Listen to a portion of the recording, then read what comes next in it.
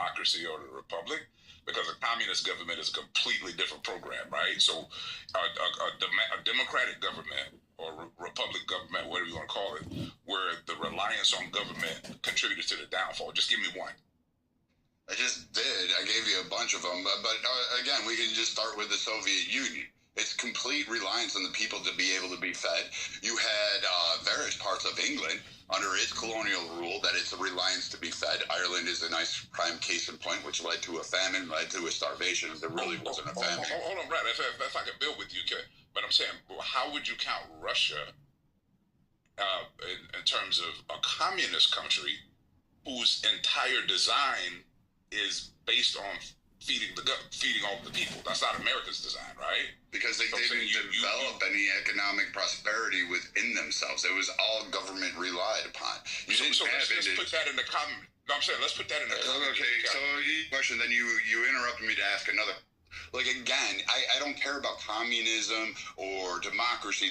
Those words we can cast aside. You asked for a government that said, hey, when its people depended on the government for economic resources and viability, I gave you those governments. It doesn't matter if they were communist. It doesn't matter if they're democratic.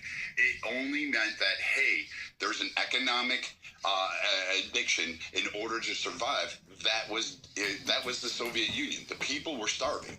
Like, you had it under the czars. I mean, again, they were reliant on their government at that time, the Empire of Russia, to basically feed their people, to have grains. Like the grain dole was like another one where people had to be fed in the various regions of the Roman Empire because they wouldn't sustain. They were reliant on everybody else. This is in turn which brought about massive amounts of slavery, because those people were like, the government should just help me, feed me, or give me people to work the land so I don't have to do it. So yeah, what you're saying, there could be a factual basis for it, but to me it's factually kind of sort of disingenuous as an analogy to the United States dependence on government resources, because the United States is a whole different setup. And so if you're talking colonialization, czar, authoritarian rule, kings, monarchies, and all of that, it's a little different when you're making the analogy. My point was that you were making an analogy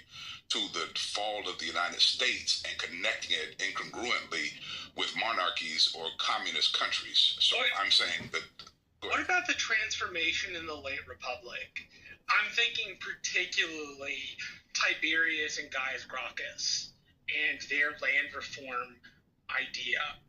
And it seemed to me. So basically, I'm just saying you guys are